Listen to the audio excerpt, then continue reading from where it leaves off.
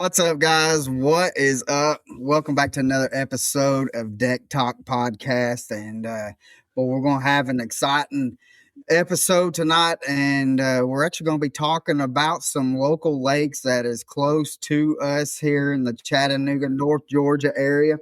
And I guess you can kind of say almost central Georgia.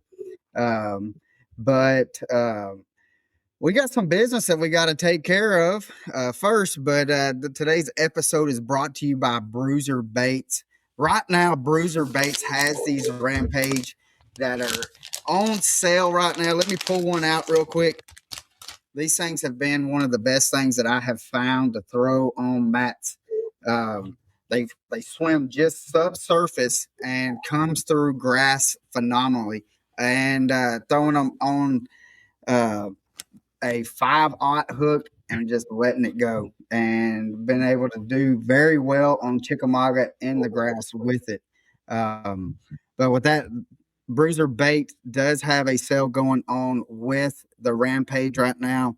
And while you're at it, they have some of the sidekicks as well. If you are a chatterbait thrower, the sidekick is one of the best trailers that I have found. Again, but make sure when you go to www.bruiserbaits.com, use the discount code DECKTALK10 and grab you a few packs. But with that being said, I'm Colin Burnett. And I'm Pappy J. Woo, woo, woo. Here we go, fellas. We got another hero that we got to recognize. Salute to our valors. I mean, you can't say enough about all these men and women that are out here doing what they do for us to keep us safe and all that kind of stuff. Staff Sergeant Gino, that's what we're going to go with. Gino is his name. He's United States Marine Corps, 1st Battalion, 1st Marine Division. He was in Afghanistan from 2012 to 2013 OEF. Matter of fact, fun fact about that is he was over there the same year I was there. Now, I don't know if he was at the same fob that I was at, but he was definitely there, probably traveling the same roads and looking at the same scenery. And but hey, we want to thank you, sir, for all that you've done and your dedication to this country, for keeping us safe, allowing us to do what we do on a daily. So Thank you, Gino. Hey, let's just keep marching on and continue mission, baby. We thank you. We thank all you men and women out there. Yeah. So with that being said, also, guys, remember to send the emails if you have a veteran or a soldier right now that is currently serving. Send an email to Josh Vaughn at Deck Talk Podcast, and we will reach out to you about getting the information. And then we will. We have a coin also that we have had made to send out to you or to them. But with that being said, we have got. I have never met Danny, not that I know of. I've probably seen him around at the Classic or whatever, any kind of events, because I know that they go to them. But he's fairly local to us and has the Livewell Podcast and part of the Fishing North Georgia group. And so I reached out to Danny because we're in Chickamauga, Georgia. Not too far from where you're at, Danny, and I wanted to have you come on. And brother, I appreciate you coming on, and let's talk some fishing, brother. Absolutely. Hey, listen, I appreciate you guys having me. And I see in the comment section, I'll probably bring in some of my viewers. You got to watch them in the comment section. They can get pretty rough sometimes. Coleman and Steven up there. But I want to tell you something. Listen, the way you started that out with the veterans and all that, first of all, Pappy, thank you for your service. And then, that's a really cool way to start a show out, thanking a veteran and everything like that, because you're right. Without them, we don't get to do this. We don't get to sit here and pontificate about, a fish or do the things we get to do. So I think that was a class act. Yeah. Well, there were circumstances that had happened, and which we can talk about later if you want to. But Pappy felt it in his heart that he wanted, and we were in the truck, and he said, "Man, I feel like I need to do something." and at least to where we can show the veterans and stuff that, hey, we do love them, we care about them, and we appreciate what they've done. And he was the guy that came up with it, and I told him, I said, well, we can figure something out, and it kind of just snowballed from there. And I mean, it's been accepted very well. So yeah. I think it's a class act. Absolutely. Well, just to kind of add to that story, I mean, it ain't nothing to hide or nothing like that. What really triggered it, is the suicide prevention and all these veterans. The number, the ratio was just it's astounding. But one hit home to me. My gunner, he was he was my guy. And I got some information that he lived up in Kentucky. he was a husband, a father, a son, and he had taken his life, and you just never know what soldiers go through mentally on a daily. When times gets tough, they seem to be, it's just a hard. And then that's what really hit it. That's what really drove it home right there for me, which I've always wanted to do stuff, just because being a veteran and helping veterans and recognizing veterans. But that right there really drove a nail in the coffin for me, so to speak. I mean, that was too close to home. Yeah. So that's what we got. I get it. And, we talk about that on our show from time to time too.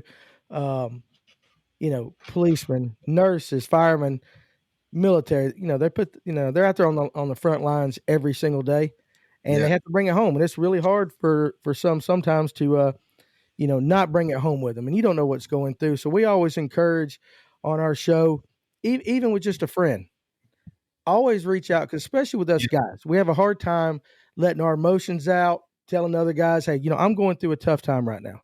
And so, I always encourage my viewers, hey, listen, first of all, the most important thing you can do is listen. Don't talk, just hush and listen. And sometimes you'll be able to, just that listening and that conversation might be what changes someone's, perspective like that. So still a very cool thing you do. And absolutely, that is something we all need to pay more attention to. Yeah. Absolutely. I agree totally. Yep. But I'm so how very great. Yeah. With that, how did you get into fishing? How'd you get it into like being in the outdoors and stuff like that? Was that something that you just grew up with, or did you kind of get into it at an older age and stuff like that? How did you get into fishing and hunting and everything outdoors? Yeah, so my family's always fished. I was fortunate to grow up in Forsyth County, Georgia. I had a 2-acre pond in my backyard. Latchkey kid from the 80s. We went to school, parents worked, so you came home, got off the school bus. As long as your chores were done, you could do whatever you want to do. I was always on the pond fishing. Now, back then, of course, live bait, minnows, crickets, those kind of things. We didn't have all the fancy equipment. Grew up throwing a Zebco 33. Still love a Zebco 33, a pencil float, a tube of crickets. I can have as much fun as anybody in the world. Yeah. That right there. But I always fished, I had family that fished, and we bass fished. Now, I had a father-in-law that he was my fishing and my hunting partner. And so I was either on the water or the woods. And right up in the time until he passed away, that was all we did. When he passed away suddenly, I kind of took about 5 or 6 years off. It just didn't feel the same, because he was my buddy. And started going to church with a fella, and we got to talking about electric only fishing, and wanted to get back into some of the tournaments. That's kind of how our podcast started, very selfishly, because a lot of these electric only reservoirs around North Georgia, there were no YouTube videos on there. Mm-hmm. Nobody was giving out information. So we said, hey, let's do this. We'll start a podcast, and we'll bring the guys that know about it onto the show, and we will learn about these lakes to help us fish.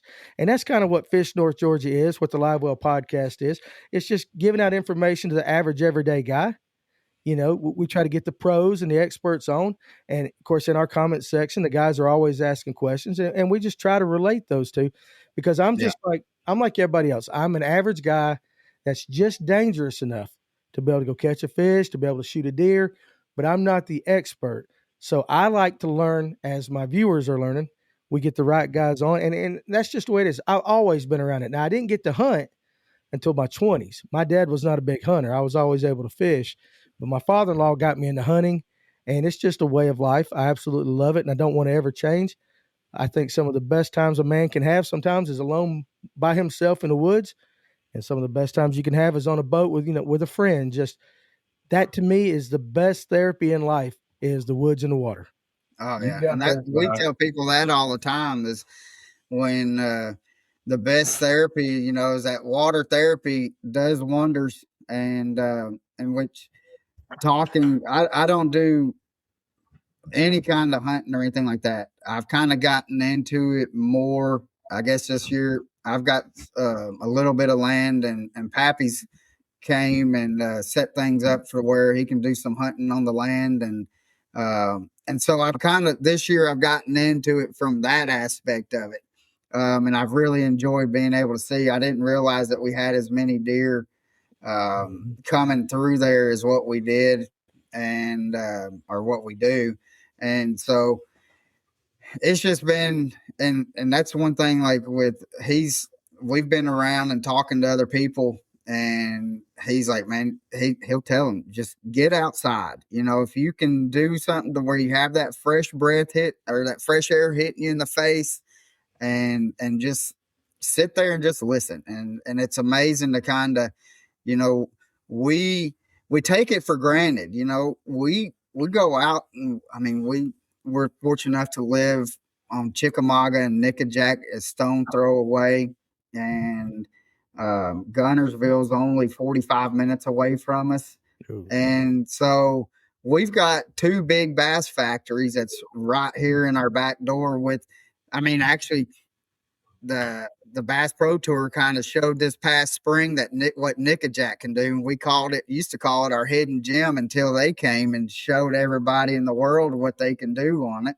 But we take it for granted, and that's one thing that I've really appreciated with Pappy. And then even like with your podcast, I enjoy it, listening to it, and just the conversation, and just you even tell people, man, just get out. If you're having one of them days, I've heard you multiple times. If you're having one of them bad days, just get out. Go, even if you just go sit by the bank. I think that's one thing that you even said, just get out there. Yeah. And so, and the best thing is I'm over 30 years being married, and now I've got to the point in my marriage where my wife is like, if I'm home on a Saturday, she's like, don't you have something to do? And I'm like, yes, and I got permission. I'm going out, going hunting, going fishing. I wish I got to fish more, but I'm always talking about fishing with the guys and everything with the podcast, because we do, like today I'll do 5 hours. So right. I just, sometimes I have to live through everybody else, but it's still pretty cool to get to hear the stories. And like all the guys over there in the comment section, I see them on a daily basis and all that. What's really cool is watching the growth of some of your viewers, like the ones we have, that they first get on your show and they start asking questions. And sometimes they're too scared to ask a question, but finally they'll break through, they'll ask that question. And then it's every single episode. I say we have like a cult following. And right. I love watching the guys succeed, watching them fish tournaments. Now they're coming on. They're able to give their own kind of fishing report. Hey, this is what was happening on our lakes, which is really good for me, because I can't get on the water every day. But then when I get to talk to other people, I sound really, really smart. But I'm only as smart as my viewers. So it's a great thing. But you're right. You got to get outside. You got to get outside. You got to enjoy what God created. And absolutely just, I think it's there for a purpose. And we can get so caught up in our daily lives and our work, whatever it is, and we can make those idols. You need to step away from them a little bit and just get outside, get on the water, and absolutely just freaking relax. And that's something it's cool that you say that. Something that is kind of triggered something.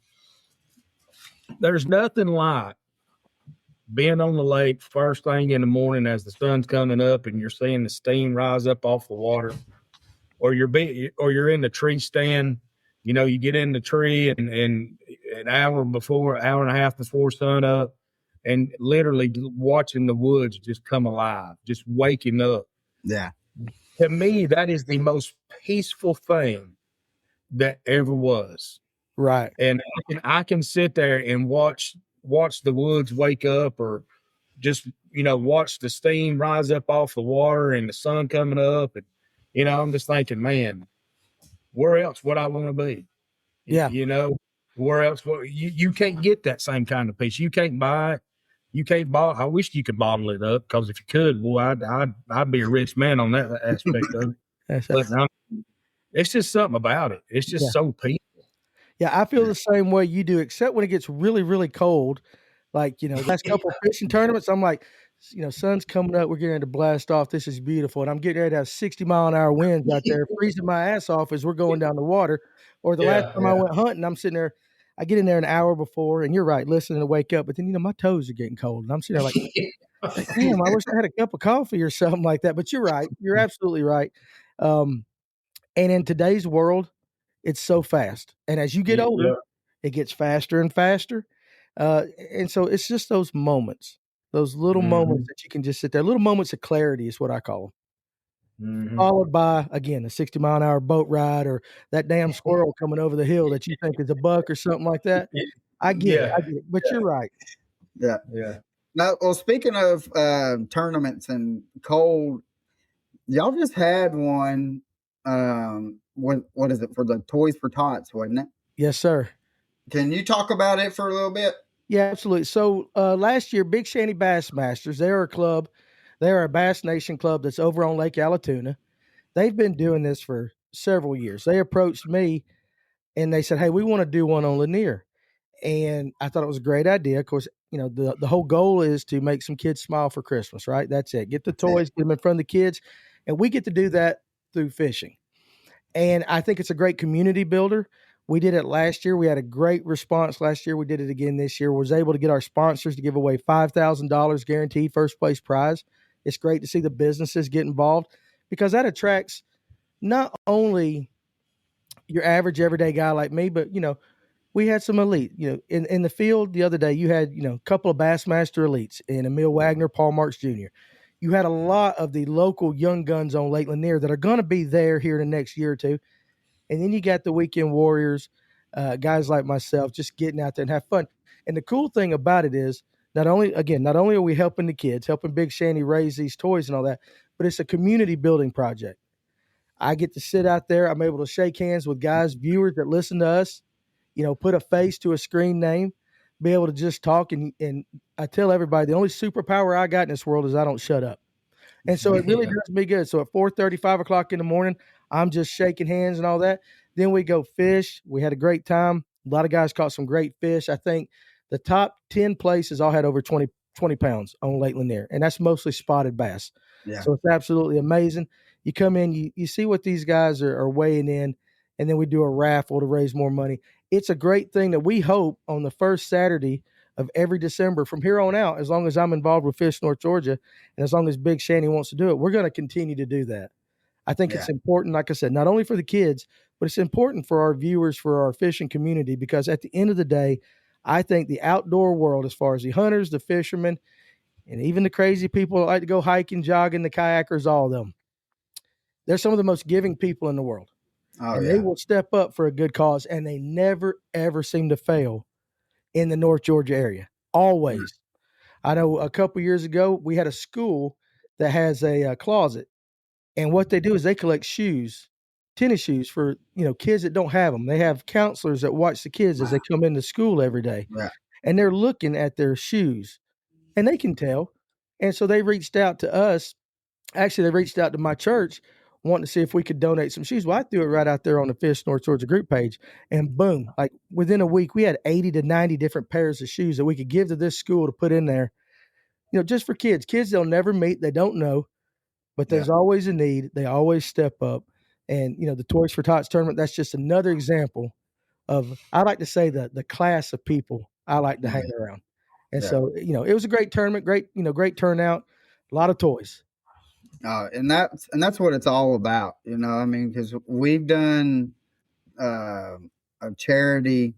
We usually try to do one a year that we'll put on, either a tournament, or we'll do something to where we'll just be at a local bait shop and stuff, and we'll have a big raffle and stuff of things, and then have it to where we've done a charity thing for 50 legs, which they make prosthetic legs.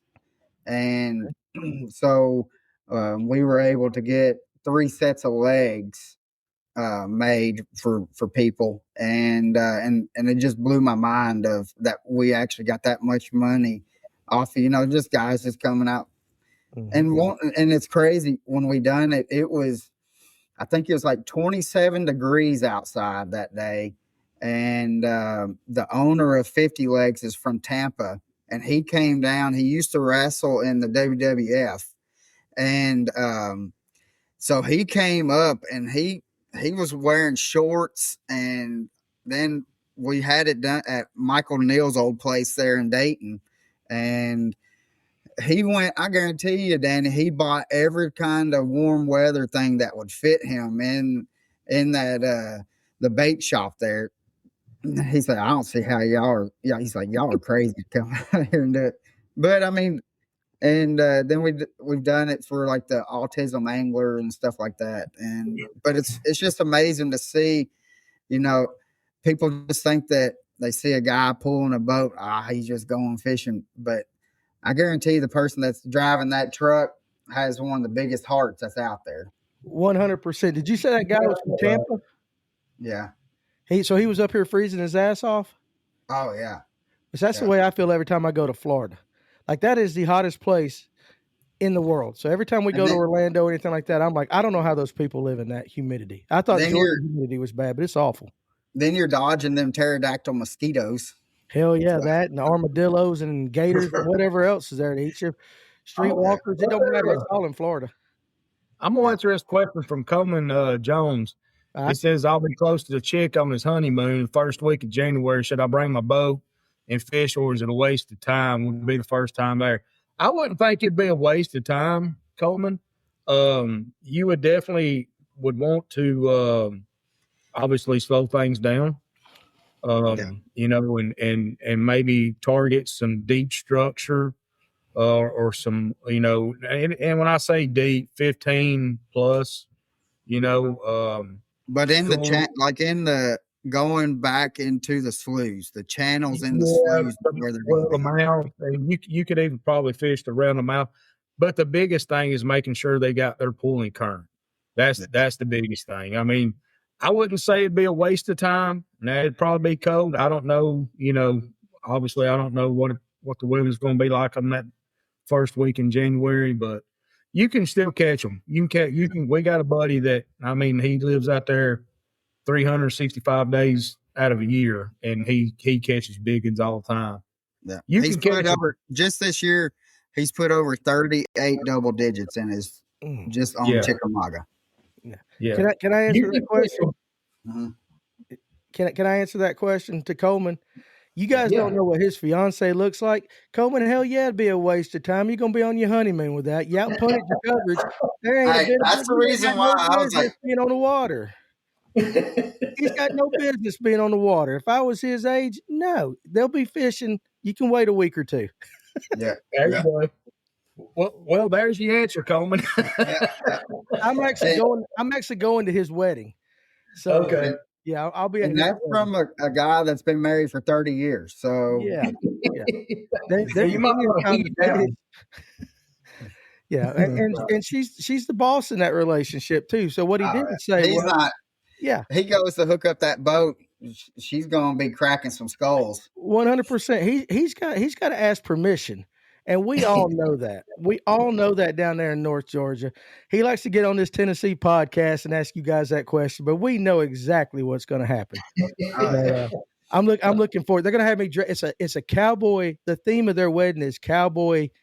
I think she said cowboy or Western cheek or whatever. Hell, I got to go buy me a cowboy hat and boots. I don't even own a cowboy hat and boots, and I got to dress up like a cowboy and go and watch him do that. So if I got to dress up like a cowboy, he can wait a week or two to go fishing. There you go. I'll take him back up the chick later. Yeah. You just come on up here. We'll take you out. We'll take you out when the time's right. That's when the time is right. When the time is right. Yeah, because not too long after that, that's when the big ones are really starting to get caught. Yeah. Really starting the end of January is when you'll start seeing more of them being caught. So, Hey, But so I fished a tournament on Chickamauga a couple years ago, and I had a lot of the guys around here. I was asking them, just like I do everything else, what do I need to throw? And every one of them, to a person, said Morning Dawn plastic worm. And I thought, okay, largemouth, that kind of lake. They were not lying. We ended up taking. We didn't have a big bag, but we took fourth in that tournament, and every fish we caught was either on a drop shot Morning Dawn, or it was on a Morning Dawn stuck on a Ned head, and we would get against the ledges. I call them ledges, just those sheer bluff walls. And it was almost like we were trout fishing.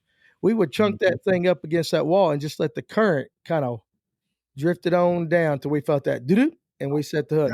But I was really surprised. I thought everybody was setting me up for failure because, it's supposed to be the frog bite up there. This was in the fall of the year, the frog bite, all these kind of things. No, man, that Morning Dawn worm, Chickamauga, I'm telling you, that was the ticket. Well, we usually go anything that has purple in it. As long as it has purple, you're fine. Yeah, and that might have been it. But I didn't believe them when they told me that. I thought they were setting me up for failure. But no, that was it. That was it. And that's a tough lake to fish. Like us guys in North Georgia coming up the Chick and all that, it being kind of like a river system. I mean, that's totally different than you guys coming down here to our Highland reservoirs. Well, I mean, yeah. We were always, before we got started, I told you, I said, the Highland reservoirs, anything deep, and especially deep and clear, has my number. I mean, I've only had one trip on Lanier that I actually done decent.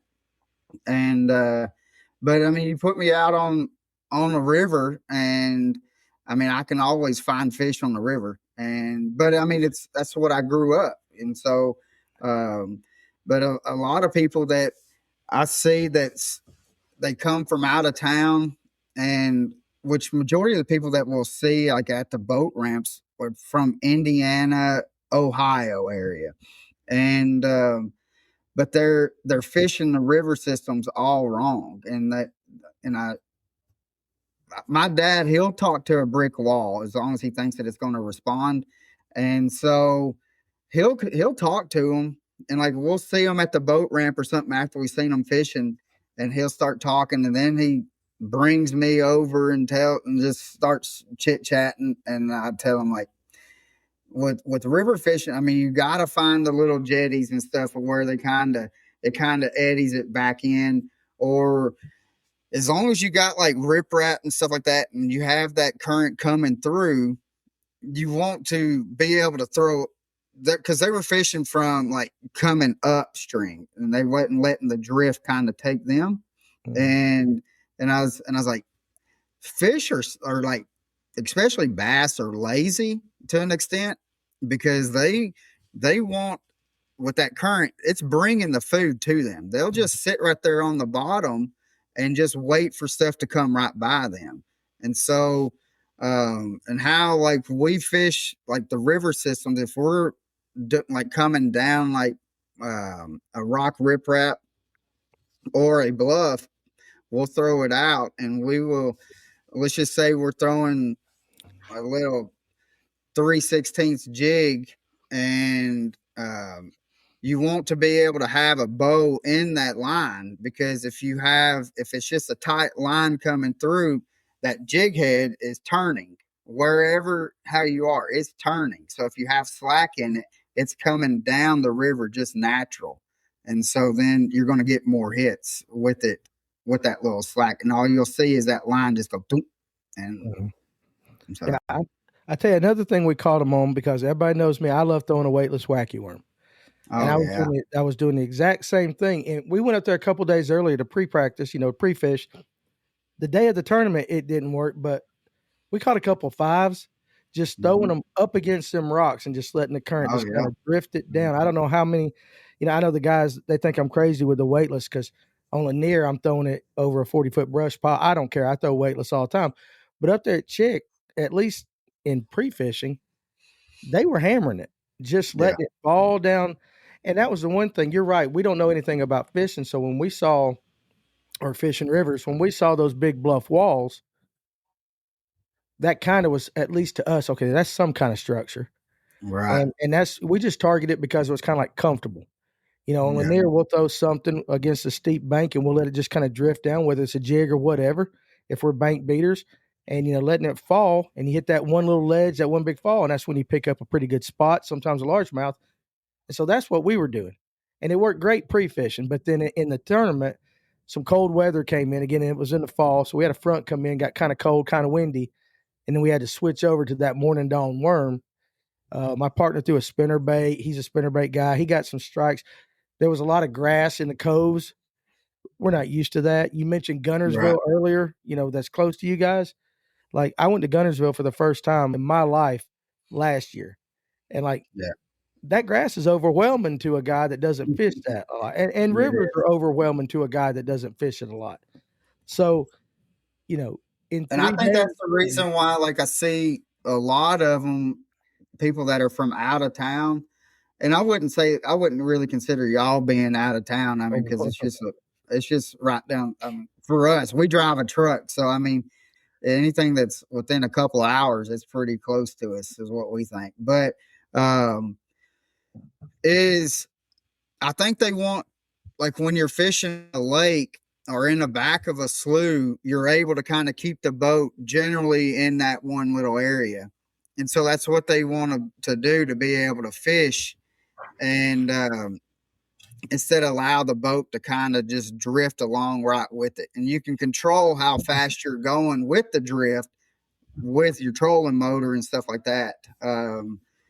So, I mean, but it's something that is an acquired thing to learn, I mean, and it's just like going and like how fishing Lanier and stuff like that. I mean, it's something that I wish that I had more time to be able to go down there and actually learn more about it. Either there, like Dale Hollow or something like that, or Center Hill. And, but we spend too much time on Chickamauga and Nickajack. So I tell you on them, you was talking about that front moving in and it picking up, the wind picking up. Mm-hmm. Some of my best fishing has come off weather like that on Chick, and when the weather's kind of nasty, or if a front comes in and there's wind on the back side of that front, or a lot of wind, I target a lot of points that's on the main channel. Mm-hmm.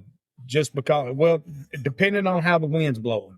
Now, if it's blowing north up river, then I'll target a lot of the north wind points on Chick, just because I've won a couple tournaments doing that and throwing, believe it or not, just a little old broke back crankbait and just absolutely wore them out early spring, kind of fall, late fall, or not late fall, but early fall. So just kind of keep that in mind if you ever up this way and you get some bad weather, just kind of them rocky points at that. They'll kind of generate up in there. I tell you what else you guys got. Y'all got them drum up there. Oh yeah. And listen, don't eat those things. Oh, I don't need fish anyway, but I definitely don't need it. Well, we were filming a episode of my TV show, The Real American Road Trip, and we were close to the dam. We were throwing white Kitex, got into some smallmouth and all that, but caught a drum. And the guy from Chattanooga that was my guest on that show, he wanted to cook it. And I'm just going to tell you, that was the worst thing. One of the worst things I've ever put in my mouth is a Lake Chickamauga drum. Caught, and he caught it, and then he did gut it, but he stuck it in his refrigerator overnight. We came back to film the episode the next day, and they put it in some grease, and he tried to make a sandwich out of it. And I'm just telling you, that was the nastiest, chewiest. It was like chewing an umbilical cord. It was just crunchy, and I was like, do not, public service, do not eat any drum. We didn't know no better. So we tried it. But I tell you what, I do enjoy the lake going through. I mean, it's very scenic, and I thought it was a great lake. We don't get the time, you're right, up there that we should. I know a lot of the guys go up there a lot. I wish I was able to go up there a lot more. But I totally felt it felt foreign to me while I was up there. Probably like some of you guys coming down to Lanier. It's foreign. The thing about Lanier that I think sometimes people overthink Lanier, because we always talk about the offshore bite and the timber bite and, your forward facing sonar and all that stuff. But listen, if you're a bank beater on Lanier, you like throwing a shaky head or a crankbait or whatever, you can still slay fish. I just think people get in their mind that they've got to get out there, like a lot of the guys that fought, and they're shaking that minnow and they're just noodling it out there and all that. And yes, you can catch it, but you can just, if you don't have that much knowledge, and probably same thing on chick, you could have just beat the bank, done the simple stuff, and you'll catch fish. Yeah, if you can go, and I believe you can pretty much go anywhere and beat the bank with a Texas rig Cinco, and you can go and just have a field day out there. Yeah. So you can tell the difference between a largemouth guy right there and a spotted bass guy right here, because you went Texas rig and I went shaky head. Yeah. And it's funny because not a lot of guys throw a Texas rig on Lake Lanier or Allatoona. They're throwing more the shaky head. And I think the spotted bass has created that. Right. You know, I don't know how many, do you guys throw shaky heads a lot up there? Or is that just there's shaky heads that's thrown, but you are right. There's more Texas rig than anything. Now, we do catch a lot of spot off of Texas rig though, because we have a lot of spot in chick. So I kind of think they're kind of used to that is the reason why. And we do catch small and smallies and largemouth off shaky heads. Yeah, probably not as much as spots, but we do catch them. I know the biggest fish that I've seen caught over the last couple of years came out of Lake Allatoona was a largemouth, was over 12 pounds, and it actually was caught on a shaky head. So yeah, you're right. Largemouth will hit them, but it just seems like that's what I'll tell you this, Danny. My biggest fish ever was 1134 that I caught here, about a month and a half, 2 months ago on a shaky head with a bruiser big stick. Oh, really? I meant to ask you, do you know Robert Blesky? Yes. NPFL. Well, he's not going to fish the NPFL this year. He's going to go to the Opens, but he's sponsored by Bruiser Baits. Yeah, he's a teammate of ours. Yeah. Is he? Yeah, so, he's all right. For a Florida guy, he's okay. Yeah. Well, he tried to improve it when he moved up to Knoxville. So he did. He did. He's doing some guiding up there and all that. He loves it. He actually moved from Florida to North Georgia to learn how to fish the Highland stuff. And then when he thought he got that, down, he moved up, to Tennessee to get the rivers and all that. You guys got more fishing opportunity in Tennessee, I think, than anywhere else, probably in the nation. Honestly, y'all got more water, more lakes, more rivers, and all that. You can go up in Tennessee and fish for muskie. You can you can catch muskies, walleye, and sauger and stuff, even on chick. So it's been a minute since I've done some walleye fishing for them, but there's certain times of the year to where you can go catch some good walleye. Yeah, you can. I just think Tennessee is that state. Yeah. It's just that state when it comes to fishing. You guys got a little bit of everything all wrapped up right there together. Yeah. Well, you was talking earlier about the Georgia, the electric motor lakes, in which there's a lake that's about an hour from us, and I'm trying to think off the exit that it is, but there's every time we go, you at least always catch one decent fish. You talking about Rocky? Do what? You talking about Rocky Mountain? No. Okay, that's just a little south of you guys. So that's why I was at. Right. Well, I fished those lakes before. Do what? I fished those lakes before, those Rocky Mountain lakes. Oh yeah. But I had went there. I fished it at the wrong time, though. I fished it like in January. Throw an A-rig. Yeah. If you go to Rocky in the winter, throw an A-rig. Or those spoons over the really? In West Antioch, there's some rock piles. And guys they'll throw A-rigs or they'll yo-yo spoons or rattle traps, like that. And they'll yo-yo them over the rock piles, and they will absolutely just slam big largemouth doing that. But I had went there one day that my dad and I were out, and I was just doing some filming for my YouTube channel. And I had my biggest three fish bag was over 22 pounds. Mm-hmm. And I had lost one. The I had lost one at the boat, and my dad's probably going to comment on here in a minute and say something, or he'll give me a phone call, say I had to tell him. But I was throwing a Damiki vault, and everything that I had caught that day was off a blade bait, and I had hooked one up, and it was, at that time I had never caught a double-digit bass, and I was like, this is a double-digit bass. Mm-hmm. And but my dad went. And I was he's like, he was wanting to go on and get it in the boat. And I said, no, because I knew that just how it was acting, that it was going to make another little dive. And as soon as it made that dive, and it went right up in between us, up underneath the boat. And my dad went with it, with the net to try to get it. And all you heard off the net was that ting with off the blade bait. And the blade bait comes flying up over. And, I don't know if he's still over that or not, but that's called heartache. That is heartache. You fished Rocky. I was there with my partner one time, and he had never caught a big bass in his life. Honestly, about 2 pounds was his personal best.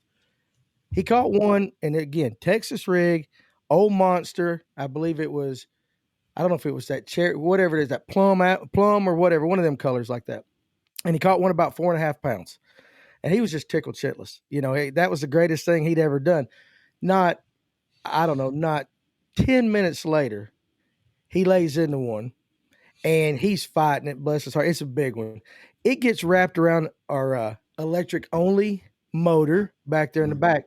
And I actually had to go basically unhook the fish about 2 foot down. And so I was able to unhook it. And luckily, I didn't let go of it, because he would have never let me, live it down. And I pulled it up, and it was over 8 pounds. And so we got lucky that it didn't break in the prop or whatever like that. Yeah. It happens. But I can't imagine how he would have reacted had I got that fish just out of the water and then dropped it. You know what I'm saying? So that heartache like that. Luckily, we were able to avoid it. But you're talking electric only in North Georgia. We got these lakes popping up all over the place. And I don't know about other states.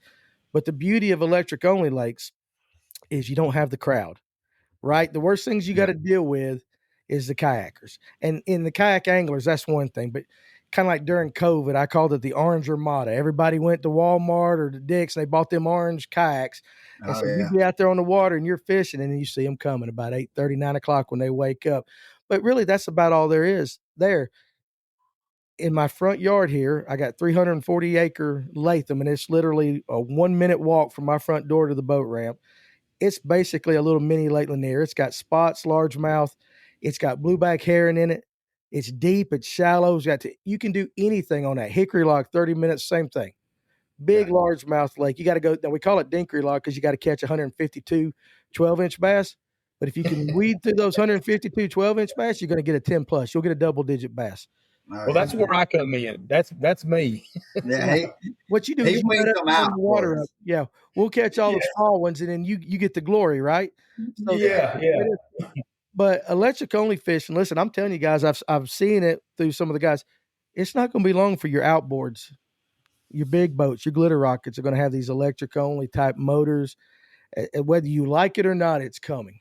Yeah. Well, Mercury, what was it? 3 years ago, Mercury had one at the Classic. They had there, and it was electric only, and I was quite surprised with it when they brought it out, and it's just gotten better in the past 3 years with talking to them at the Classic or even at ICAST and stuff like that. You are definitely right. And I believe that we're going to see the tournament wise, you're going to see them drop that horsepower on the motors, I believe, because there's been too many incidents that's happened within the past 3 years. Yeah. That they're going to be forced to have to do something. Well, in the electric only world right now, we don't have blast off, we have zoom offs.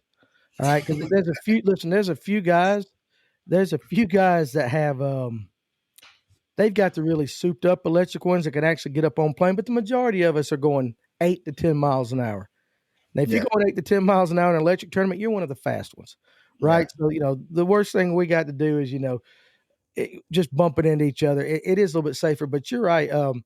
I see Steven Sturgeon. I love it when he tries to trash talk us kayakers. Yeah, Listen, kayak guys, they're just off-centered a little bit. I like them. I love them, but they don't think like the rest of us. And he knows it. Well, and he's from Illinois, so you can't hold too much from him, I mean. I don't know how we got a guy from Illinois that watches us all the time, but I absolutely love it. But, I was down at the Miami Boat Show last year with Digital Sportsman, and there was quite a few of those companies had electric-only motors. And they're in the prototype stage. Most of them are smaller, but guys, I'm telling you, once they figure out the weight distribution on the batteries and stuff like that, it's coming. It's going to be expensive to start, but it is just like everything else. And I mean, with just like forward facing sonar, it's starting. You're starting to see it kind of dwindle down. But it's all been the whole thing of fishing. Side scan. Happy and I were talking about side scan. When everybody had side scan, or when it first came out and people started having, that's cheating, and then now, can you buy a unit now without having side scan on it? No, probably not. Not really, not a good one. That's kind of like we've been going traveling down the road delivering little Debbie's, and we've actually seen some boats that's already got them electric motors on there. And it's the funniest looking thing ever. Yeah. I had to take a double look at it. I thought, what in the world was that? Yeah.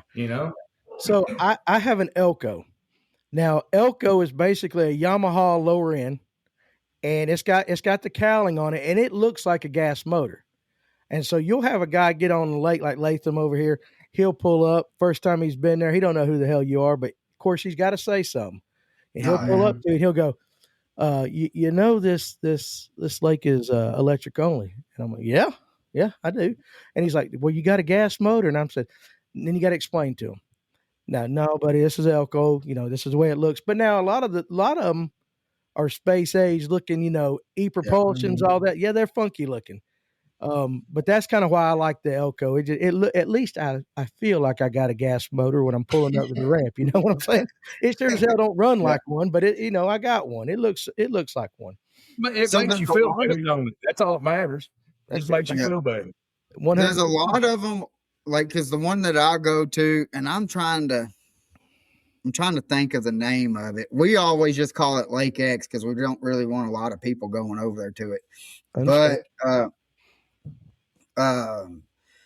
But they will, it's electric only, but they will allow you to, because I'll take my boat and but we just troll them over the whole thing.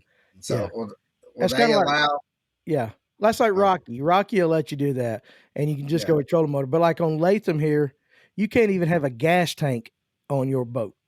Really? So it's got to have everything off it because it's a watershed lake. And so the ones that, Cherokee County Water Authority owns it. They're in the business of water. Fishing's a privilege. So they're going to take care of that water. So as it comes out of that lake into the Etowah River, there are no contaminants in there. And so that's the big difference between like Rocky Mountain's a public fishing area. They'll allow you to do that. It's no wake. You can pull your trolling motor on you. I think you can use your big motor to load, but that's about it. But on these watershed lakes, they are really, really strict about just not wanting any oil, any gas, anything possible like that to be on the to possibly get in the water. I didn't know that about Lake Lanier. What about Altoona? No, Altoona, they allow big motors. No, I'm not saying Lake Lanier allows. I'm talking about Latham. Lake Lanier does. Yeah, Latham Reservoir is a 340 acre watershed lake, electric only right here. Yeah, I misunderstood. Yeah. Lanier's 38,000 acres. You want to hear some guys fuss? Tell everybody they got to run electric only.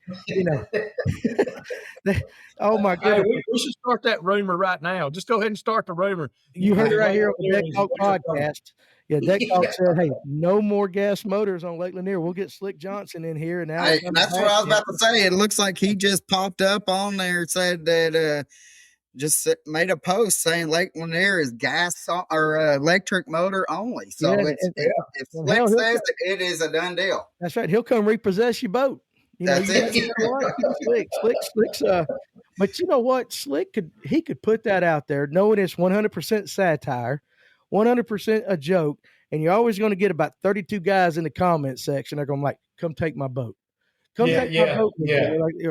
Like, come take my dock. And you're like, buddy, he's just kidding. They're wound tight, man. They are wound tight. Yeah. So it's like, leave it alone. I mean, well, but that's the thing about it is, and the only reason why he does it is because he'll have 1,000 comments of "take my boat" or "I wish somebody would."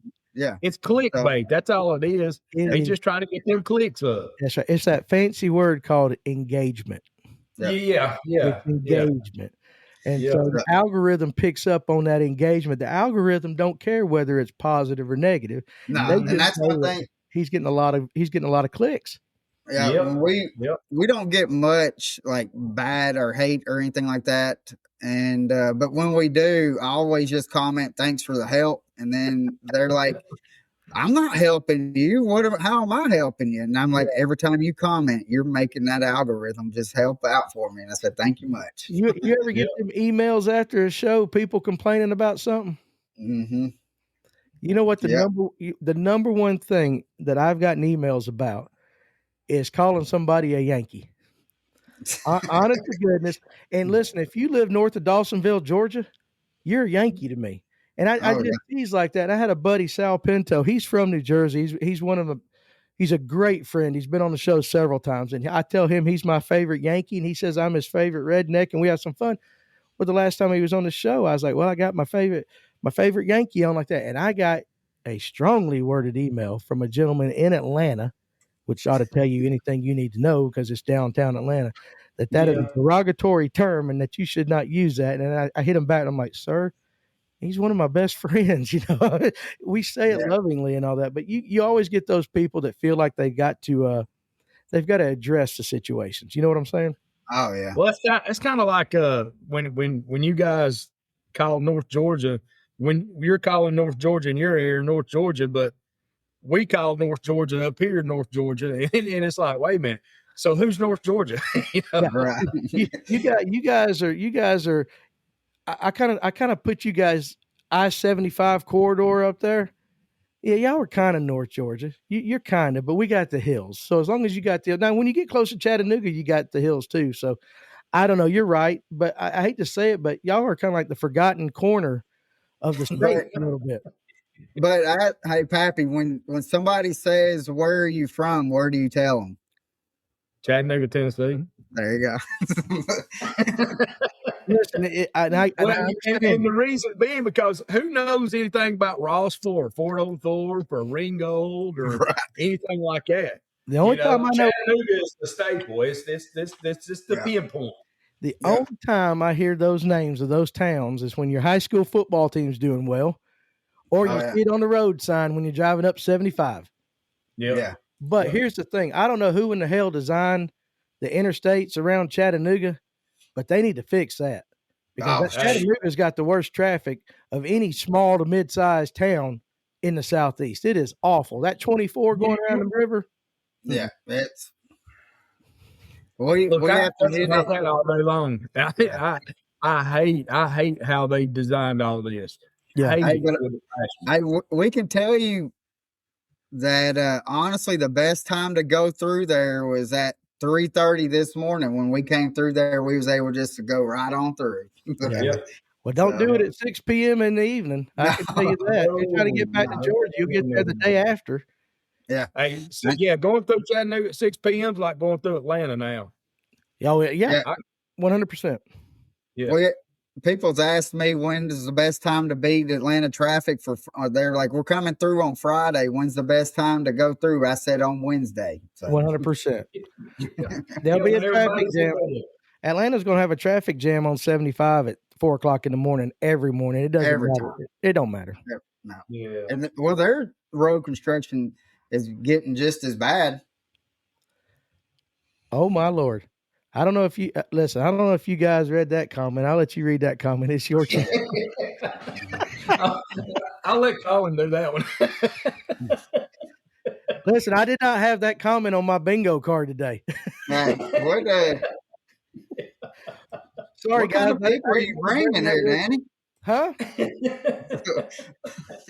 I'll read You it. said your people are rowdy, so Hey, Colin, that's some of that North Georgia stuff there. that is. I think you said you were from North Georgia, right? Y'all were the true North Georgia. But now he's saying Chattanooga. You know, Tarot Destroyer. Hey, listen, man, great comment. Don't know nothing about it. Go ahead and marry him. Yeah. Hey. Oh, me. That's a pretty good one, though. Yeah. That'll kind of leave you speechless a little bit after that comment right there. Yeah. Put everybody in for a minute. I'm trying to figure it. It's not popping up to where I could delete it. So, guys, just ignore it. Listen, that's what we've learned to do. You see those in the comment section, and I've learned over the years, and I'm still terrible at it. Guys will try to change their name to where if you read it out, it's something bad. And I listen, I do it all the time because I'm flying through the comments and I'm like, and all the guys are going like, no. And I'm like, and oh my God, they know that. So, but anyway, I digress. Yeah. Yeah. So, man, that kind of sidetracked all of us. But if you could fish one lake in the United States, where would you want to go fish? One lake in the United States. It'd either be up north for smallmouth, or I'd like to go out to what's that lake out in California with a big spotted bass? I can't remember the name. The Delta or Clear Lake? It might be Clear Lake. One of those we talk about all the time. I know Jason Johnson. He fished the FLW. He's from Dawsonville. He went out there with Cody Myers, whichever lake this is, and their best 5 spots for the day was over 40 pounds. They're out there and they're feeding on those Kyoki salmon or whatever they are. I can't pronounce anything, but it's kind of like some of our lakes here that they put trout in. So, I think that I know a lot of guys will pick a Texas lake or something like that. There's just something about a spotted bass that if you get them to that size, they're just they'll destroy you. Have you ever caught any peacocks? No, but I do brand ambassadorship with Digital Sportsman, and we're supposed to be going to South America to fish for peacocks. Yeah, so I mean, you got the Florida peacocks down there, and they're colorful, they're nice, but it's a different world when you get down there.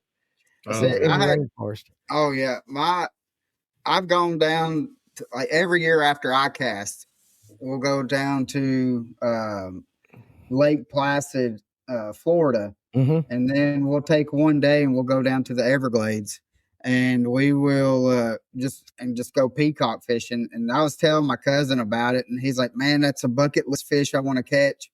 Yeah. And he goes out last year to Brazil and goes and catches these. And he's like, you call your peacocks a fish. And he's pulling out like these 20-pound peacocks. And I'm like, there is no way that, I mean, and because the biggest one that I had caught was like 6.5 pounds, but we were throwing like those, the whopper ploppers, like the 80s, the small whopper ploppers and just burning it back.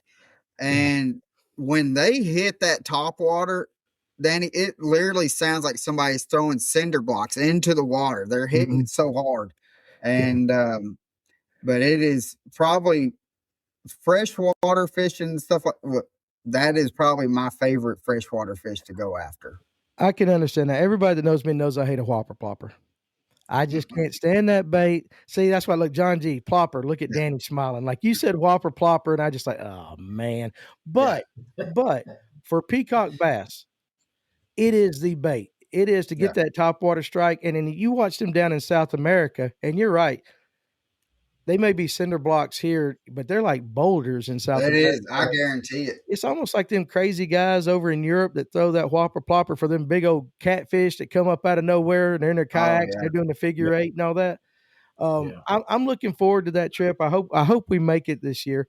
But I'll be back down at ICAST, and for some reason at ICAST, I never take a rod. I don't know why, but everybody always goes and catches fish down there. I think I need to do that this coming up year. Oh yeah, just to try to catch well, some. You can go and fish those ponds that's behind the convention center. There's big bass in there. Yeah. Well, unfortunately, you know how it is at ICAST. About 4 or 5 o'clock, they bring out the free liquid strength and all that. Yeah. So generally, they got that in after parties. I never make it to the lake. So right. Danny, your favorite bait all day long, my friend. Plop, plop, plop, plop, plop. Well, Danny, before we get off here or anything, I kind of want to switch gears for a second. Let's talk about a little bit of hunting. So up there or down there in North Georgia, you guys, what kind of terrain are you hunting down there? So I have a lease. Now, of course, you got your mountains and all that. I don't hunt in the mountains that much. So I have a lease on the other side of Athens, Georgia, over past the University of Georgia. And that's basically very flat farmland, cattle stuff, paper company land. And then luckily this year I was able to do some suburban bow hunting in Milton. Oh, yeah. I had one of my sponsors. They had, and it's only 9 acres, but it's right in the middle of 150 something acres between some subdivisions.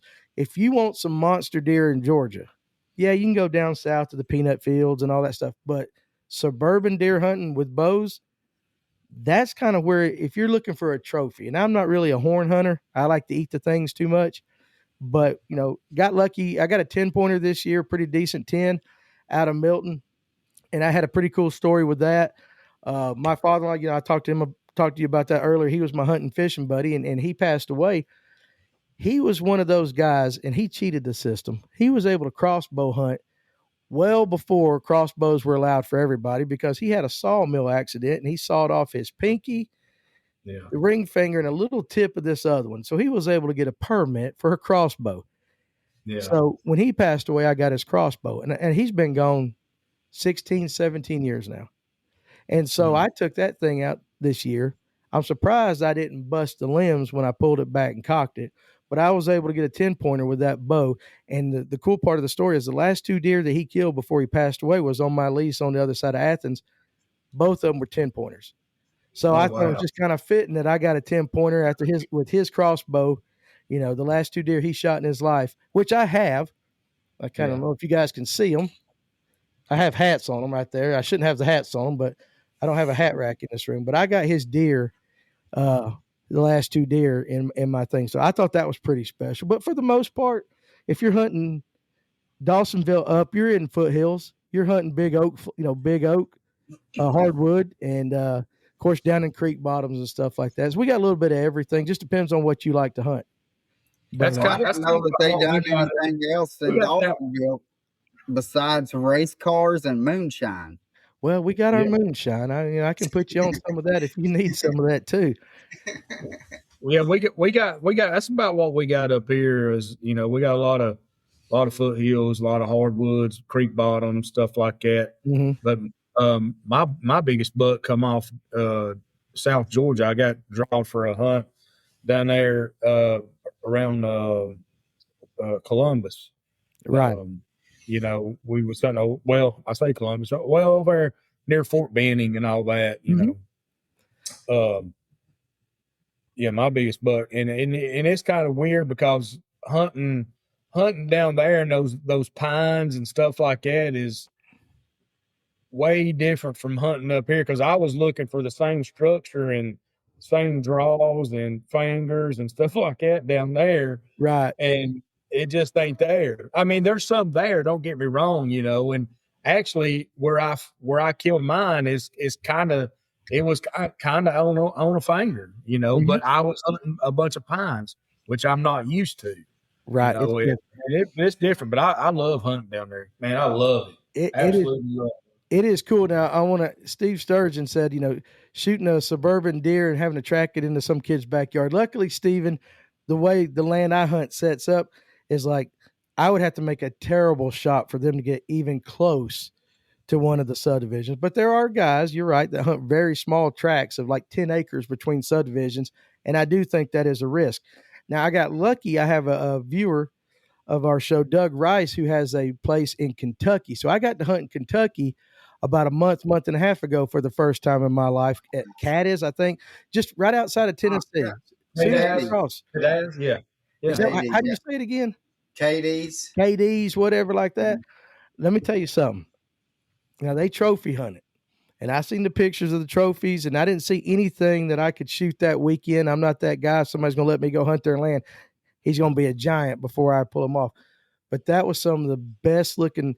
It was a cut soybean farm. They had just cut the soybeans, so them fields. It was picturesque, or however you want to say it. My Lord, the deer there were huge compared to Georgia. I mean, the does in Kentucky, and I've hunted Illinois a couple times. My goodness, the does are bigger than the bucks down here as far as body size and all that. Yeah. So, well, we've seen some pretty big ones sleeping on the side of the road when we're driving through. Oh, good. It's that time of year. I tell my kids every year, late October, November, December around here, would you please at night slow down?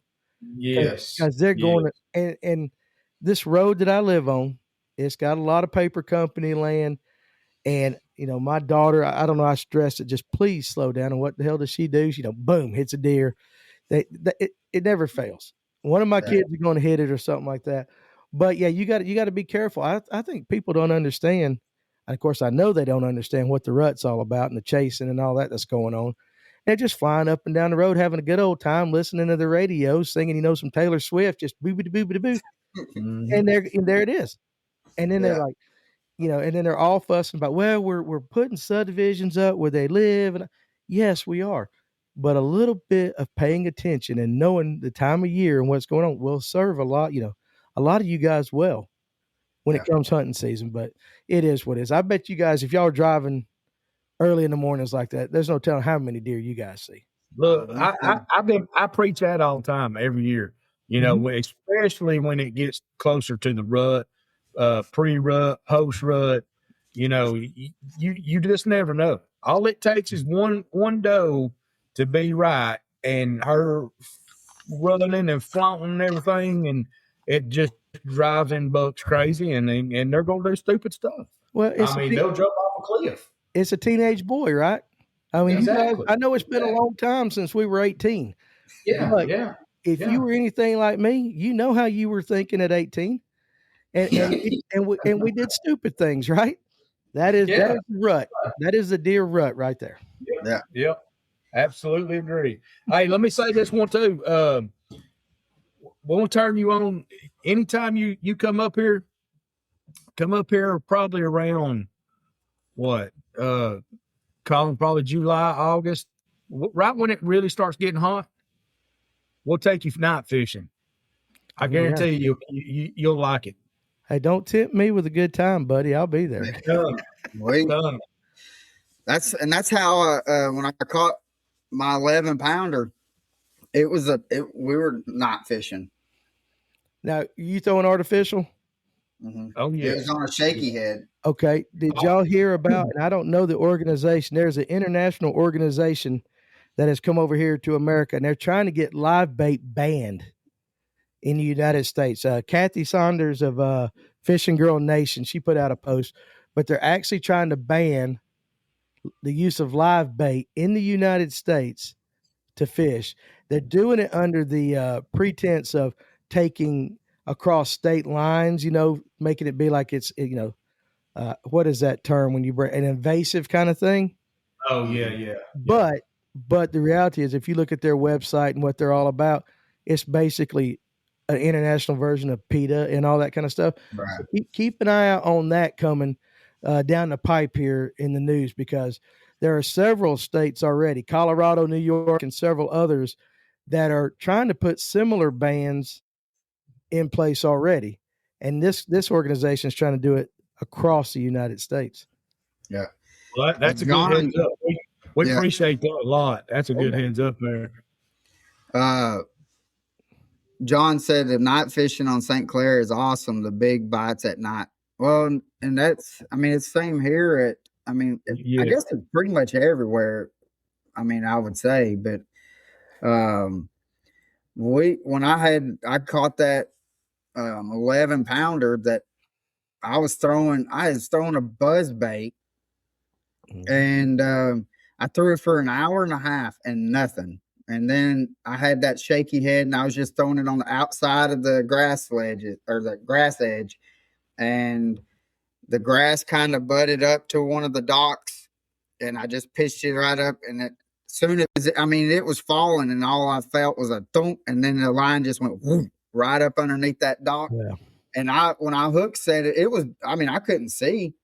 And I hook set, I knew that I had a decent fish, but I was like, but is it grass? Because you know how like that grass would just mound up. You'll have 20 pounds of grass on that. And I was the only person I was fishing by myself. And so I could not lip the thing. And so I ended up having to boat flip that sucker. Talking about, you want a good rod, them Joe Burns rods that we have are some massive rods. You boat flip? Well, I can take you night fishing. I can take you night fishing. You're going to need one rod and a plastic. That's it. A Texas rig. You don't need anything else. Or a black spinnerbait, 1 ounce spinnerbait. Okay, that's what I was getting at. If you're on the river, we'll go that. Y'all, you take us a 1 ounce spinnerbait with a wobble head, with a Colorado blade. We'll catch some smallies down there, black and blue. But if we're on Chickamauga Lake, just bring yourself and I'll furnish the rod and the bag of worms that we're throwing, and I guarantee you'll catch the fish. All right, you know what that means, Danny? What's that? You know what that means? He's gonna say, "Hey, Colin, I need you to make sure this is in the boat. So let's go."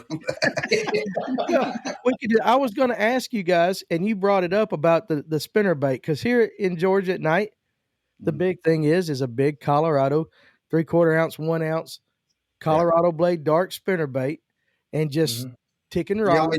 Another thing that I do with it, Spike It has a blade dip, and the green blade dip. You can just you just dip it down in it and you're ready to fish, and it will coat that blade whatever color. They've got like 5 or 6 colors, but I'll do the green at night, and I don't know what it is, but you will get more hits with it being a green blade at night.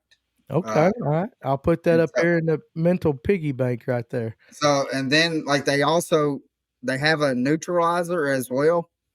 And so you can just spray that neutralizer on like a paper towel and just wipe the blade off, and it's back to the chrome or gold or whatever color blade that it is. So you can alternate colors on it if you wanted to. So now, do y'all does it have a scent, or is it just color? Let's see. I think the blade dip is just color. They've got the Sonic. Have you seen their Sonic coat? No. This stuff. This here is what we use for our forward-facing sonar, and it has this is a crawfish. Game changer. That's a game changer. And a garlic. If you're having problems seeing like a little jig on your forward-facing sonar, put this stuff on there, and it will glow like a softball. But it's garlic. Garlic or crawfish. Do you find that makes a difference? Because we have that argument all the time. The garlic, I catch more fish on the garlic than I do the crawfish. And so what do you think garlic represents to a bass? Why does it? I have no clue. Because I'm not sold on scents on fast moving baits. Now, if you want to put something on your worm or jig or something, I'm not so sure it's even the smell, but I think when they bite it helps them to hold on to it. We have this debate all the time, but on fast moving baits, reaction style baits, I'm not so sure that scent plays as big a role to the fish. It might to us, but to the fish. But the garlic scent in and of itself, I ain't figured out why in the hell fish like garlic. And I will agree. I don't know if it's even a taste. I think it's something different that they're kind of they'll hold on to it just because people say that it holds. I mean, because if you can get them to hold on to it for another second or two, that may determine if you're going to catch a fish or not. Right. And I think that's really what it is. It's a different it's different to them. Yeah. I kind of agree with what you're saying, Danny, on that it's not really that it's garlic that's doing it. I think it's just that. Steven, yeah, good pizza, dude, with plenty of garlic. I absolutely understand that. But like on Lanier, we're throwing Seville's, we're throwing the Magic Swimmers and all that, and we're burning them across the top of the water. Yeah. But I'll see guys put, their scent on it, like it's leaving a scent trail. And I'm like, dude, you got it on a 10-to-1 reel and you're burning it like hell. That fish is not going to follow that scent. It don't have that much time. So I always find it kind of curious how guys think about scents. And we have some great debates. And there's several viewers that say if you take a live shad and bite into it, it will taste garlicky. Now, I keep telling everybody if they bring one to me, I'll do it on air. I'll bite into it on air, but I still don't buy that. Everybody's got their thoughts. I don't know what it is. I don't know. I mean, because you remember back in late 90s and stuff, I mean, coffee was the big thing then. Mm-hmm. Yeah. And I get it if you're dead sticking a worm or you're dead sticking a jig and you put some crawdad scent on it, you're working it really slow, even a Ned rig. Okay. Then I can give you a little bit. Okay. Maybe.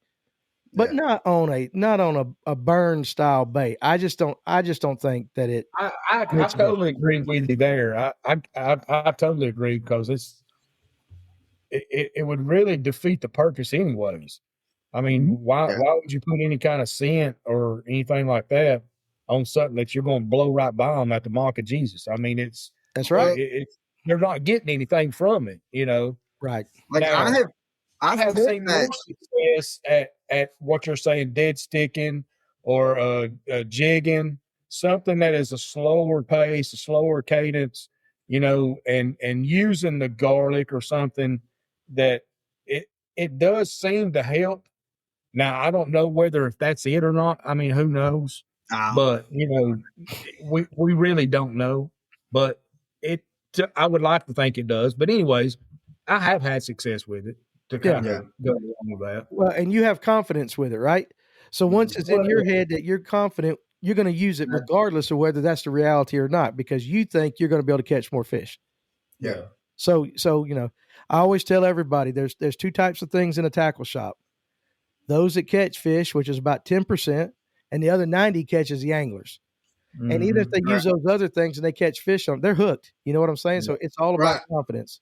And that's what like what you said, 90% of the stuff that's in the bait shop Bass Pro is to catch your eye, not to catch the bass's eye. And I mean, because I believe that, I mean, it really kind of depends on like the water situation and stuff like that. I mean, I think the vibration and a little bit of rattle. I mean, because different times of the year, you want it to have you want it to have that louder rattle to a quieter rattle or even to no rattle. I mean, I've taken crankbaits that's had the rattles and drilled a little hole and put little, like the foam and stuff that you put around the little spray foam. Mm-hmm. And I would spray in it to make it a silent crankbait. And but that's again, okay, think about this though. Think about what you just did to that crankbait, right? What'd you do to it? Something different. Something different that they're not used to. So, it may still have the rattle in it. You sprayed that foam in it, you took the rattle out of it, but it's still operating the way that a crankbait would operate, but just in a different way. Because what happens if you throw that foam in it? It could give it a harder tail swing. It could give it a deeper nosedive. It's something. It throws something different to it. So who knows? But that's the thing. That's the crazy thing. And I've always been a firm believer. If you want to catch bass, do something different. Think outside the box. And I'm like that with hunting. I'm like that with anything. I mean, even our what we do on the side, business wise. I'm a big outside the box thinker. If it's something that can catch my eye, who else's eye is it going to catch? It's just presentation. Yeah, I get that. There are times when you were 100% right. But if I were going up to a beginning angler walking into a Bass Pro Shop or something like that, and he's looking at plastic worms, I would say, buddy, you can get away with 3 or 4 colors year round. Mhm. Once you get better, then you can, then if you want that color, monkey ass, flagship, whatever, you can buy it. But Yeah. really all you need is a green pumpkin, a black, you know what I'm saying, to start off with. Yeah. So it's Yeah. very overwhelming for a brand new guy. And you can be all over the country, and those 2 colors right there is you can Money. catch fish all Money. year round. Well, look at the Yeah. top water. Look at top water. You really can get a white or a bone or black, and you really could just go catch top water, any buzz bait, white buzz bait, black buzz bait. Worm, green pumpkin, black. Green pumpkin will catch fish anywhere in the world, in my opinion. And I'm not an expert, but to the new guys starting off, it is overwhelming when they go say Zoom. They want to buy some Zoom trick worms. Well, there's 822 different colors of Zoom trick worms, and they'll ask me, "What do you get?" Get a green pumpkin. Get a pumpkin seed. Get the basic colors first and start off. Yeah. And you're talking about like you modifying a crankbait, something like that. You've been fishing for a long time.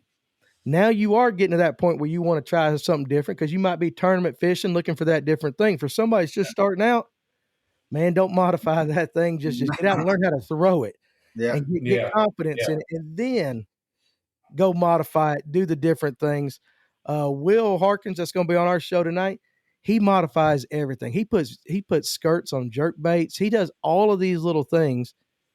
He's fishing for $100,000 everywhere he goes. He's trying to get that little edge. The weekend warrior, don't overthink it like that. Just go out there with your basics, get good, learn your rods, learn your equipment, then spray the foam in the crankbait, then do all the other colors, then put the scents on. We can make it as complicated as we want or as easy as we want. Well, I tell you something I do a little different. I'm a big spinnerbait guy. Yep. Always have been. That's just outside of that. I mean, the plastic is my number one go-to, but the spinnerbait is I love throwing spinnerbaits. But I could take a spinnerbait and fish it like a jig, and still get the same results from a jig as I would a spinnerbait, just because I'm doing it a little bit different. And it's all in how you the presentation, really. But I got a lot of confidence, which is what you said a while ago, is a key factor in all these baits that you throw. We work with a guy that all he'll throw is a chatterbait. He loves throwing chatterbait, but he does well at it. Hell, I throw a chatterbait and I might catch something and I might not. That's just me though. But yeah, I mean, you can take whatever lure you got. Like I said, I can take that spinnerbait and I can fish it like a jig. I can dead stick it. I can do whatever I want, because for one, I've got 2 blades on there that I'm relying on, that's looking like some kind of little bait fish, throwing them little flashes off or whatever. Then you got the skirt, you got the plastic and everything else. So it's just a matter of having a lot of confidence in what you're throwing and how you want to throw it. Now let me ask you though, the first time you did that with a spinnerbait, you probably didn't have the confidence in it. Somebody told you to try it. You probably tried it a few times. You're like, I don't know, but you stuck with it. And it just takes that one fish though. Yeah, you stuck with it, and then all of a sudden a light bulb moment, and you went, "Oh, there's something to this." A lot of guys don't ever get to that point. They give up. I tie jigs. I suck with a jig. I can tie a mean jig, but I don't have the confidence in a jig that I do with a shaky head. And I'll say, listen, I'm going out and I'm going to throw nothing but a jig today. I'm going to commit to it. And 15 minutes in, I'm like, well, hell no, I want to bite. And that thing's coming off, and I got a shaky head, and I'm topping it right in there. And I'm like, do. So for you guys that can stick with something, I admire that, because I don't have that fortitude to stick with it, because I want to end up catching some fish. So I probably would have never gotten past the throwing the spinnerbait for a jig a time or two. It would have never registered with me, because I've been like, shaky head get bit right here. So, John Wilson said, is it paint? John, it is not paint. It actually looks like it's the dye that you would dip plastics into. It's a little thicker, but it comes in a bottle just like that. And if you was to open it up, I mean, that's what you would kind of think that it is. And so is it almost kind of like the stuff you can take a tool, like you got a pair of needle nose or something, you can dip it into that stuff and it come up and you got like new handles, something similar to that? No, it's not that thick. It is not that thick. Okay. Mm-mm. I've never used it, so I have no idea. Yeah, it's almost like if you was to take like vegetable oil, it kind of looks like it's around that thickness of what it looks like. Instead of like how dye is more watery, it's more like a vegetable oil thickness. It's not vegetable oil, but that's the thickness of what it is. So, but it adheres really good.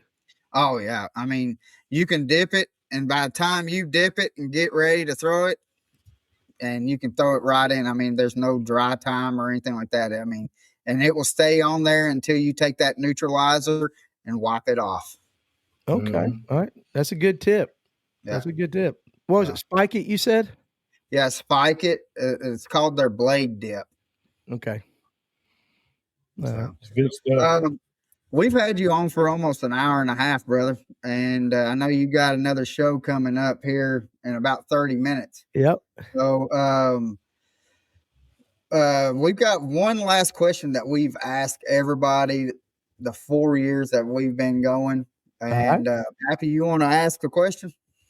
Absolutely. I'd be honored to.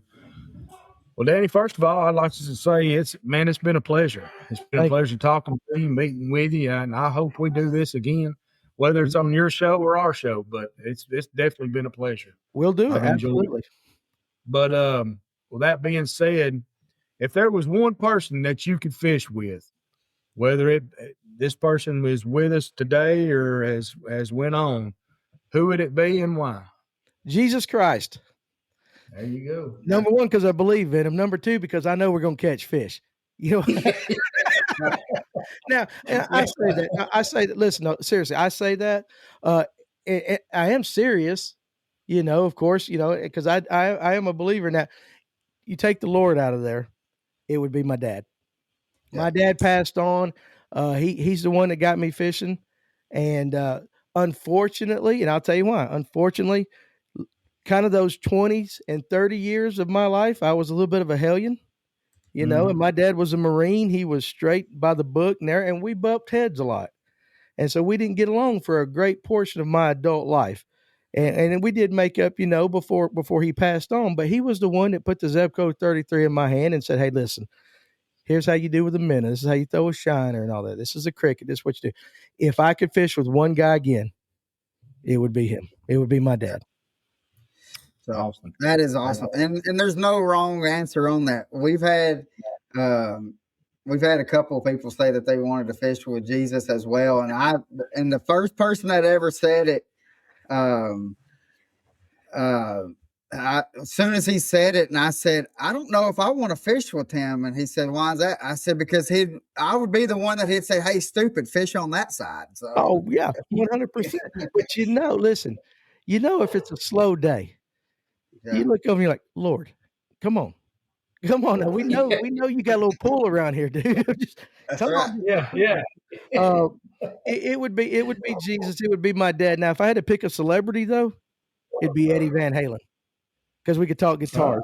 You know, I'm a big Van Halen fan, so Eddie, I'll teach you how to fish. You teach me how to play guitar while we're doing that and all that. So yeah. But again, you know, guys, seriously, I love talking, and thank you guys for inviting me. I had a great time. I love podcasts where it's kind of very laid back. You guys got a very laid back. We can just go wherever the conversation takes us. So I want to, you know, wish you guys success, and as you guys keep doing it, keep growing. And I hope my guys that are watching, you guys make sure you follow these guys, like, subscribe, whatever channel you're watching them on.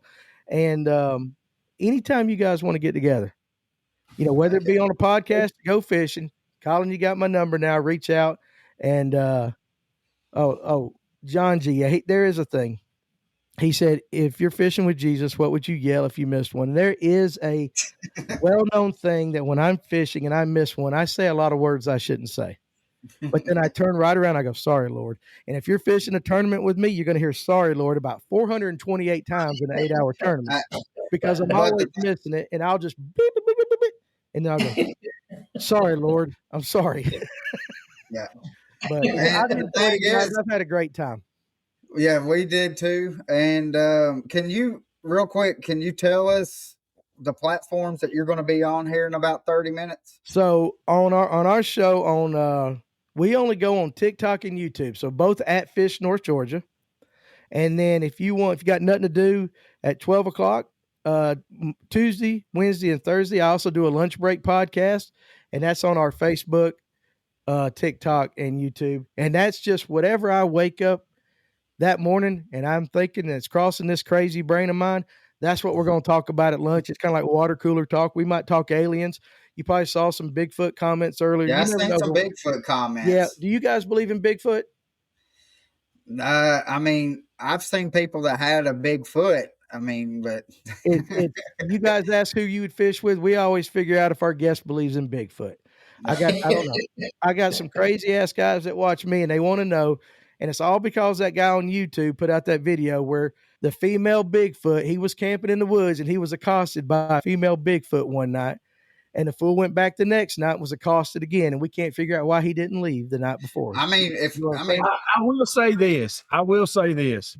The Appalachian Mountains, it's a crazy place. So I don't know what's out there, but hey.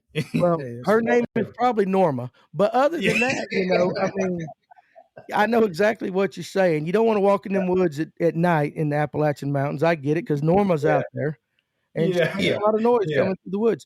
But no, seriously, guys, I've enjoyed it. I've had a great time. I got the 5-hour energies finally kicking in, if you can't tell. So I'm going to go do about 2 more hours on my show. So you guys are welcome to join us over there at Fish North Georgia on YouTube. Yeah, we definitely will.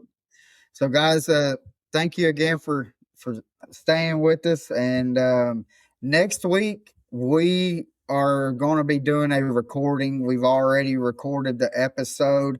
It is going to be one heck of an episode. I mean, we had to pick somebody we knew we had Danny coming on the week before Christmas, so we had to pick somebody that may be a little bit higher ranking than what Danny is, just a little bit. You picked somebody up off a street corner? No, we got Bill Dance that came on and recorded an episode. We are actually doing a giveaway, guys. Cast King is sponsoring the episode, and they have sent me some stuff. I don't even know what all that they had sent. And so we're doing a giveaway. So make sure you tune in for that. And if you want to see Pappy and myself only ask Bill 4 questions in an hour and 20 minutes, this is what it's about, because Danny, you've gone to iCast and Classic and got to talk to him and stuff. Mm-hmm. You know that if you get him started on a subject, he is going to go. And so the best thing, I know you guys got to go there, but the best thing about Bill Dance at iCast, he's got his handlers. He's walking up. You want to talk to him. He will take the time. He's the only one that will do this. He will look at your name tag, and in that entire conversation, he will call you by your name as if you've known each other your entire lives. Oh, and you guys know how hard that is. Great guy. Absolutely fantastic guy. Good choice. Good guess. That's going to be a good one. So we had to pick somebody, that, I mean, it's always stepping up, so we had you come on. So then, I mean, the next step was to get Bill coming on. Well, you guys really listen. That is a mile above me. You outdid yourself. Like I said, you could have got Norma from the Appalachian Mountain Woods up there, and that would have been a step up for me. But kudos to you. You guys need to watch that. All my guys, you guys need to watch that next week. Yeah. So it's going to be, John, it's going to be next Tuesday, the December 23rd. We're going to have it out. We're going to try to get it. I know it's going to post on YouTube at 6 p.m. And it's going to kind of really depend on how things load up for Facebook, Instagram, TikTok, and stuff like that. But other than that, we're shooting for 6 p.m. If you're watching it on YouTube, it looks like, and so it will be 6 p.m. next Tuesday. That's awesome. But Danny, thank you, brother, and I hope that you and your family have a blessed and Merry Christmas, and y'all be safe out there. You guys as well, and I'm looking forward already to that summertime night fishing trip. Yes, Happy talking about. Yeah. I already got you slotted in on my calendar. Then got it. So, hey, but if you also want to come and do some spawning fish, if you don't mind catching some big fat girls off a bed, so You said fat girls, you had my interest right there. Like, listen, I think any man can love a skinny girl. It takes a real man to love fat girls, and I will be there 100%. Oh, I love it. I love it. There's no better way to end a show than that. So we're going to get off here. Hope y'all have a blessed one. See you next week, guys. See you guys. I have a good one.